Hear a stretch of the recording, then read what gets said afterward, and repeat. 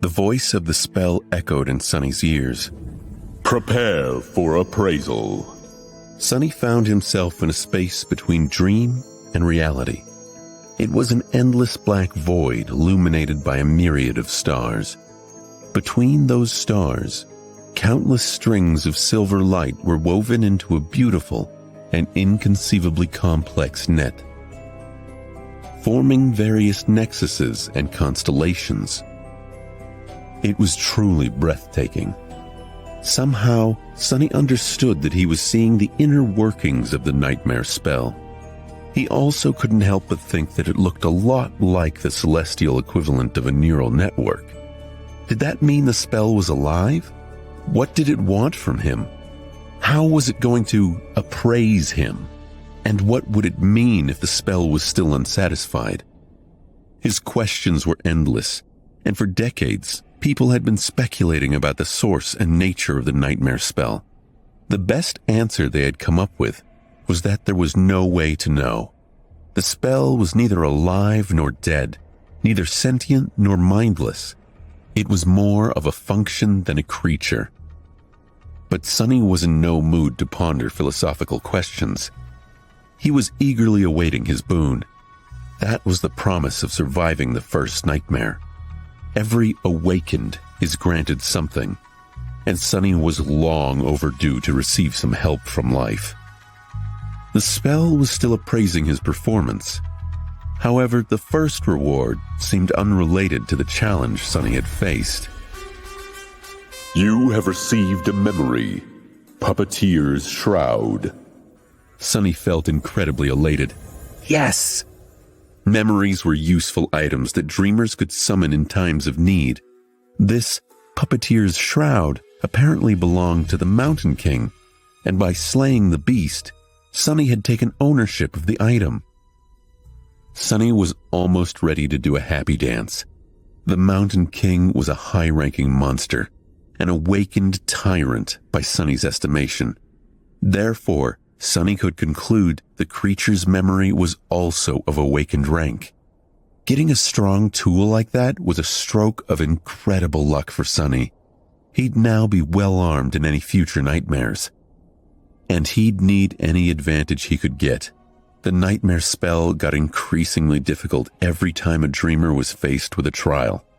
Under the nightmare spell, memories, attributes, aspects, and even a dreamer's soul core were classified by 7 ranks of increasing power: dormant, awakened, ascended, transcendent, supreme, sacred, and divine. The power gap between different ranks simply could not be overestimated. Similarly, nightmare creatures were classified by 7 ranks of increasing depravity: dormant, awakened, fallen, corrupted, great, cursed, and unholy. From the spell's point of view, Sonny was a dormant human. Having a memory of a higher rank than his soul core would be of great help once he enters the dream realm. Sonny wanted to take a look at the Puppeteer's Shroud, but there was no more time. The spell was done with its appraisal. Here in the void, its voice didn't sound subtle and familiar anymore. Rather, it seemed like the universe itself was speaking. Sonny held his breath, listening. Appraisant, your trial is over. A nameless slave ascended the Black Mountain. Both heroes and monsters fell by his hand.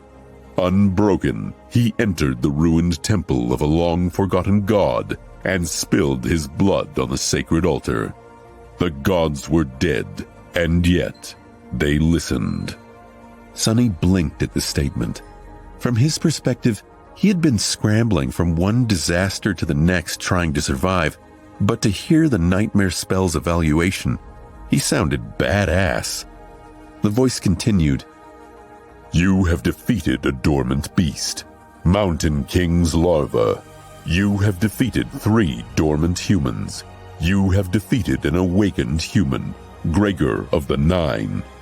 Sonny blinked in confusion and thought, the 9?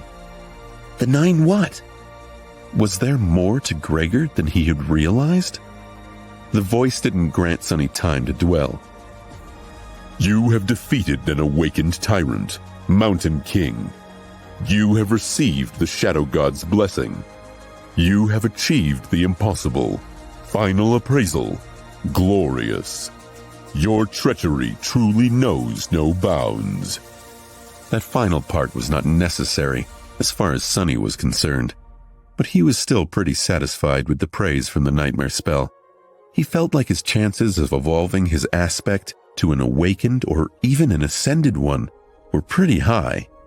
His overall power was still dependent on the rank of his soul core, which would remain dormant until much later, but the rank of the aspect itself would do wonders for his overall potential. The voice boomed. Dreamer Sunless, receive your boon. He was an aspirant no more. Sonny grinned. With a flourish, the voice announced, You have been bestowed a true name, Lost from Light. Sonny's jaw dropped. A true name. He had received a true name. Never in his wildest dreams did Sonny dream of becoming one of the chosen few to accomplish such a feat. And he'd accomplished it on his very first nightmare to boot. Not even all of the saints could boast of having one. He was an elite now, a bona fide cream of the crop. He was going to be rich. But the rewards kept coming. Your aspect is ready to evolve. Evolve aspect? A smile broke across Sonny's face. He couldn't believe the nightmare spell would even ask such a question. Of course he wanted to improve his aspect. Sonny crossed his fingers. Yes! There was a loud rumbling noise. Dormant aspect temple slave is evolving. New aspect acquired. Aspect rank, divine. Sonny fell over. Divine was the highest possible rank for an aspect. Whatever this new power was, it was one of the strongest in the game. The voice barreled along, not giving Sonny any time to process this huge revelation. Aspect name, Shadow Slave. Sonny was standing on his knees, stupefied. The shock was so great that for a second there he lost all control over his limbs and fell. Divine! It said divine, right? He raised a trembling hand and rubbed his eyes, making sure that he was awake, or rather conscious, since technically he was still sleeping in the underground vault of the police station. Overwhelmed by all this terminology, Sonny silently summoned the runes and found the lines describing his aspect. Aspect, Shadow Slave. Aspect rank, divine. Aspect description. You are a miraculous shadow left behind by a dead god. As a divine shadow, you possess plenty of strange and wondrous powers. However, your existence is empty and lonesome. You mourn the passing of your former master and long to find a new one. Sonny took a deep breath. Sounds a little melancholy, but at least I'll have some real power for once in my life. He continued reading. Innate ability, Shadowbound. Ability description. Find a worthy master and let them know your true name. Once they recite it out loud, you will be bound to their will, unable to disobey any command. It is improper for a shadow, let alone a divine one, to walk around without a master. That was a lot to digest. First of all, Sonny felt his heart beating faster. He heard it right. All the suffering and horror he had experienced in the first nightmare paid off in the end. A divine aspect. He had received a divine aspect. Anything above awakened was rare and immensely valuable. People with ascended aspects were uncommon enough to be fought over by various factions. The factions themselves were built around singular powerhouses with transcendent or supreme aspects, and he had never, ever heard of anyone acquiring a divine one. Never. Anything with the divine prefix was so hard to find that it mostly lived in the realm of myths and legends. After all, the human race had not reached that high yet.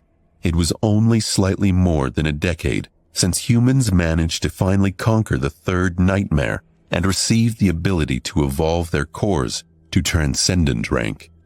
As transcendents, or saints as they were called in the real world, powerful awakened ruled over the dream realm, but even they did not dare to face nightmare creatures of higher ranks.